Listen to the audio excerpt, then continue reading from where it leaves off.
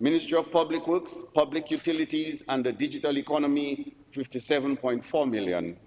Ministry of Foreign Affairs, International Business, Trade and Energy, 22.7 million. Cabinet Office, 3.4 million.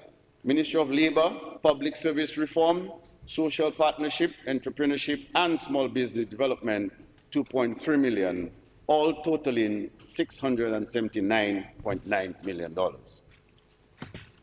Mr. Speaker, the largest share of the recurrent estimates, 43%, that is 292 million, is allocated to the Ministry of Finance, Economic Development, Climate Resilience, and Social Security.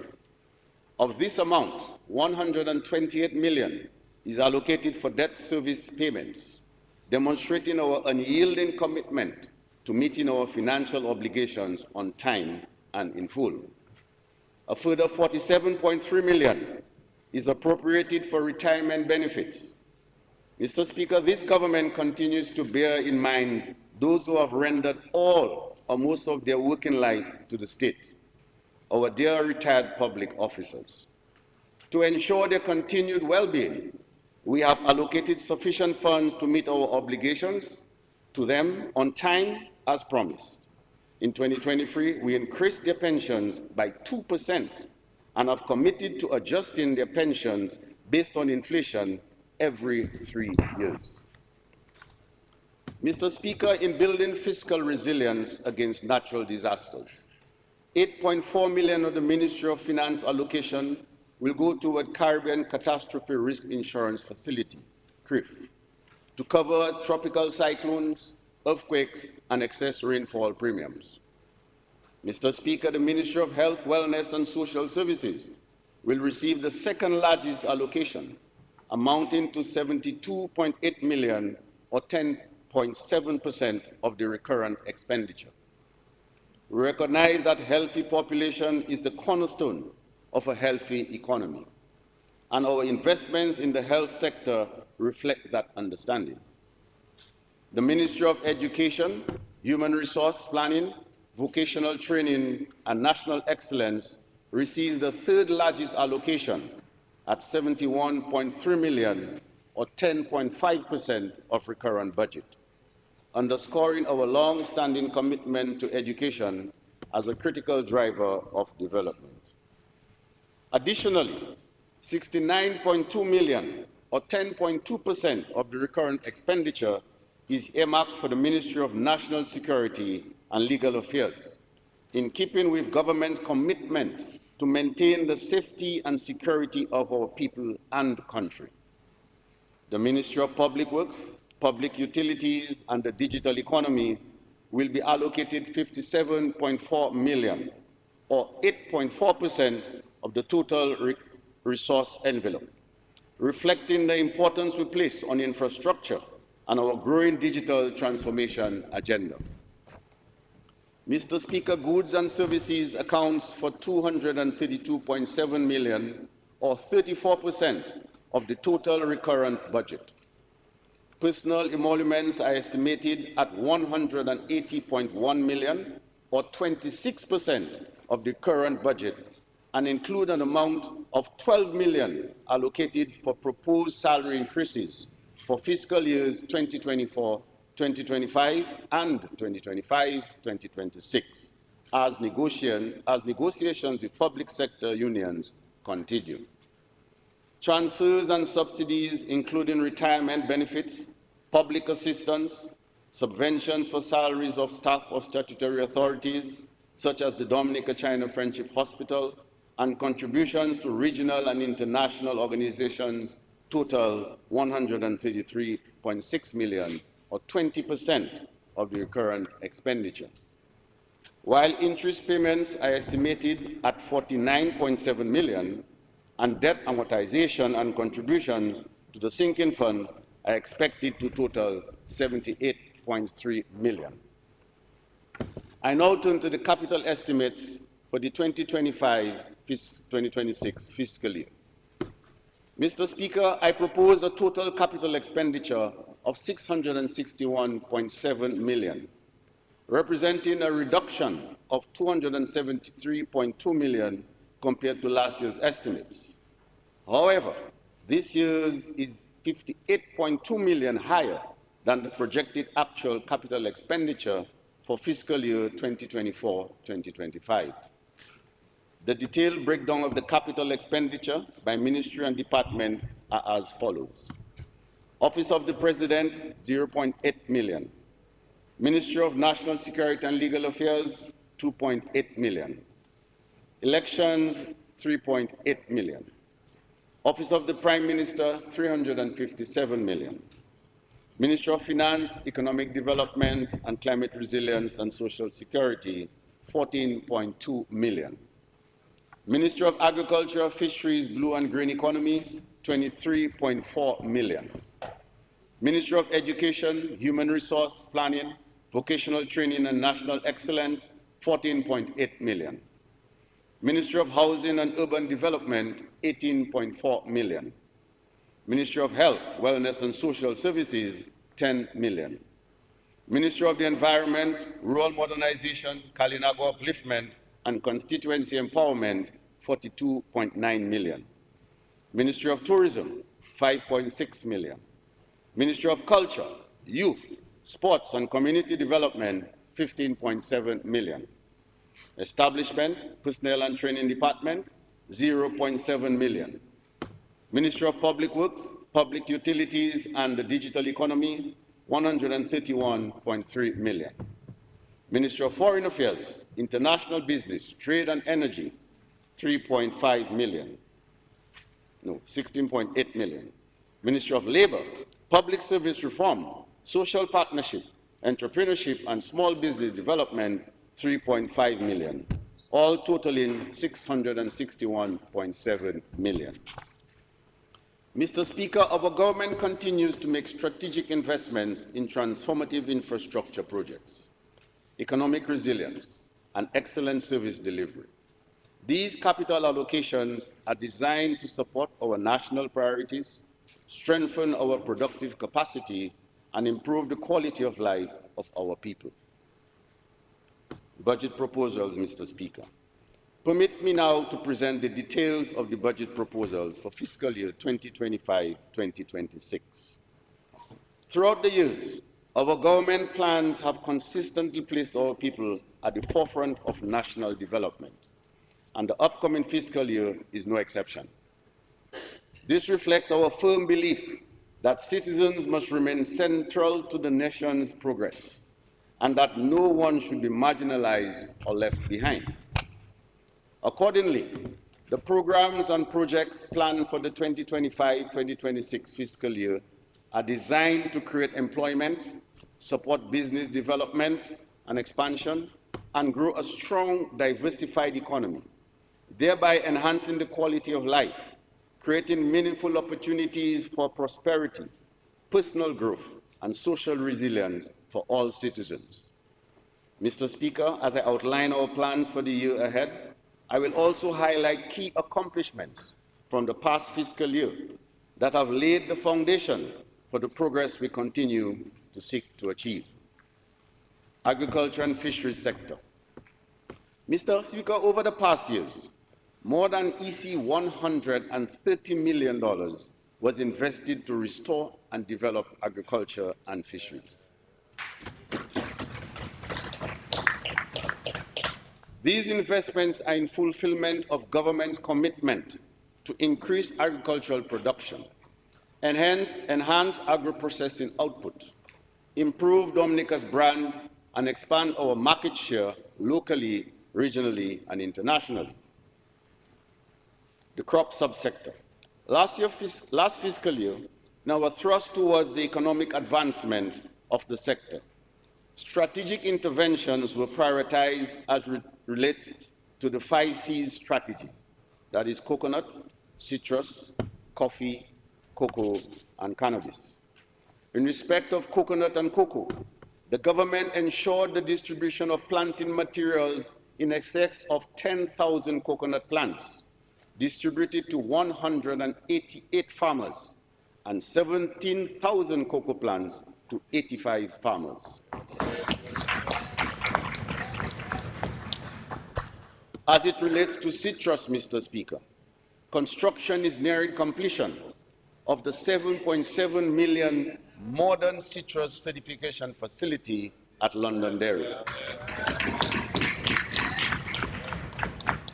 This facility will enhance Dominica's capacity to produce certified high-quality citrus planting material in line with international standards, thereby strengthening the resilience and competitiveness of the citrus industry. This facility has a capacity to produce up to 50,000 citrus plants and will support increased production, improved crop quality, and expanded market access for farmers. It will also promote investments and innovation in the sector, ensure the availability of disease-free planting material, and contribute to long-term sustainability by building resilience against climate change and external shocks. In tandem with this investment, the government is continuing its efforts towards the propagation of disease-free citrus planting material, which includes the grafting of 50,000 rootstocks. Distribution of these citrus plants will begin by September 2025, and it is expected that 1,000 acres of citrus will be established with the 50,000 plants. I am also happy to report that the Agricultural Science and Tissue Culture Laboratory, built with a grant from the People's Republic of China, is fully staffed and operational.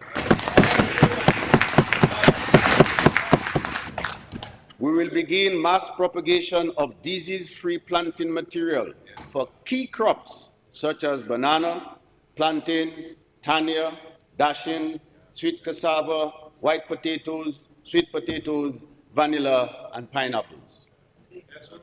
Mr. Speaker, as we continue on our ambitious path to transform the agricultural sector, I am pleased to highlight the commencement of the 9th phase of the China-aid Dominica Agricultural Technical Cooperation Project. Mr. Speaker, that's a significant milestone and another proud chapter in the long-standing partnership between the government of Dominica and the People's Republic of China. This new phase of cooperation comes at a critical juncture in our development as we deepen our efforts to modernize and diversify agriculture, enhance food security, and build resilience against economic and climate-related shocks. These professionals, being experts in crop production, agronomy, soil and plant science, greenhouse management, and agricultural innovation, and will work alongside our local teams to expand technical capacity, improve productivity, and promote sustainable farming practices. Mr. Speaker, we are particularly excited about the arrival of an aquaculture expert who will play a pivotal role in developing this emerging subsector. As part of our broader strategy to establish a sustainable and inclusive blue economy, we recognize the tremendous potential in freshwater fish farming to diversify livelihoods, increase protein self-sufficiency, and unlock new economic opportunities in both regional and domestic markets. Through this collaboration, we will not only introduce new techniques and infrastructure, but also lay the foundation for Dominica to become a regional player in aquaculture. Mr. Speaker, the 9th phase is a tangible step forward in our national effort to create a climate-smart, innovation-driven agricultural sector that contributes meaningfully to the national development and economic transformation. Mr. Speaker, in the 2024 budget presentation, government highlighted its commitment to the development of comprehensive legislation that allows safe access to cannabis products for medicinal and therapeutic use, while creating economic opportunities for growers and processors of the cannabis plant. I am pleased to report that in March 2025, the Cabinet approved the establishment of the National Advisory Committee on Medicinal Cannabis to guide the strategic development of Dominica's cannabis industry. This multidisciplinary body comprises a broad cross-section of stakeholders and experts, including international recognized cannabis researcher and Dominican national, Dr. Marshall Emmanuel, whose appointment as technical advisor was announced during last year's budget address. In support of its mandate, the committee established 8 thematic subcommittees to address critical areas such as medical use, agriculture, legal framework, industry development, and the social and public health impacts of cannabis.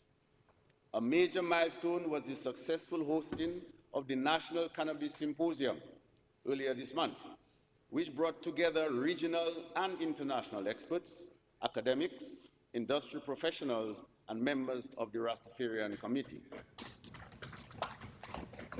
The symposium included the presentation of a draft cannabis bill, which proposes the establishment of a dedicated licensing authority, 11 defined license categories, protection for traditional farmers, mandatory training for healthcare providers, a national patient registry, and strict product tracking protocols.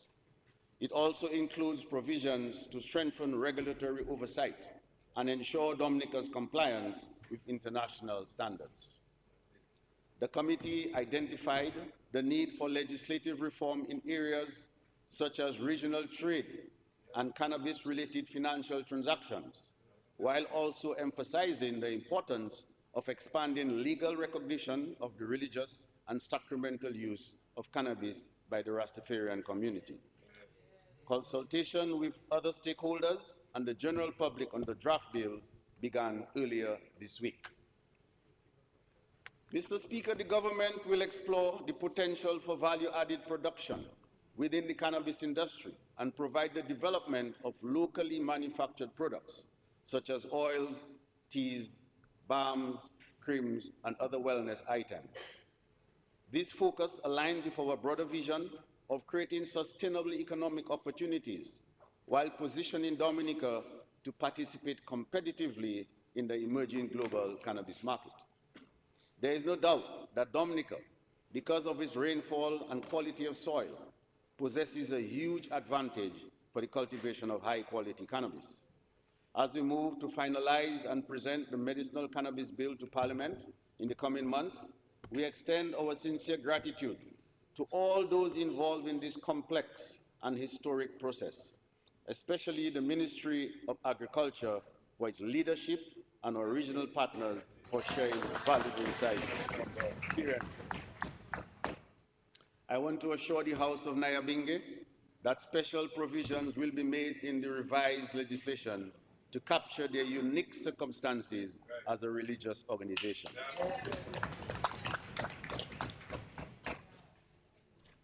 Supporting our youth in the productive sector, Mr. Speaker. Greater attention is being given to our youth, who from all evidence are playing a vital role in the agricultural sector. During fiscal year 2024-2025, youth engagement and agricultural literacy continued under National Agriculture Education Program. Through 4-H Club and school gardens, along with hands-on initiatives in vegetable production, hydroponics, fruit tree cultivation, and small livestock rearing, students gain exposure to sustainable farming practices and improved nutrition. Over 20 schools benefited from the National Seedling Distribution Initiative and received technical training and mentoring support from the agricultural extension officers and interns of the National Employment Program. The reform of the National Association of Youth in Agriculture, NAYA, further advanced youth involvement, creating leadership opportunities, and supporting agri-entrepreneurial efforts through training, advocacy, and regional exposure, including participation in key forums in Antigua and Costa Rica. In parallel, significant strides were made in supporting young agro-processors. Throughout the year, training workshops, business coaching, and technical assistance were provided in product development, marketing, food safety and labeling compliance, mainly through the Dominica Youth Business Trust. These young people gained visibility through national expos and pop-up markets, along with targeted mentorship and support. In addition, government continues to provide direct grants, equipment, and advisory services to further bolster their businesses. These investments, Mr. Speaker, are reshaping Dominica's agricultural landscape, strengthening agro-enterprises, empowering young people, and laying the groundwork for resilient, inclusive, innovation-driven development and their success. This year, we'll maximize production land use by making available over 300 acres of land for agriculture. These lands are available at Blenheim, Wesley, Newfoundland, and Savagnoc for leasing at a rate of $1 per year per acre for the first 5 years. With a view to extending that period at a reasonable rate once the individual continues to cultivate meaningfully on these lands. Mr. Speaker, this offer to our young farmers at a peppercorn rate is a major contribution to the reduction in the cost of their investment in agriculture because of the lease agreement, which, as you know, Mr. Speaker, would be a major cost to them.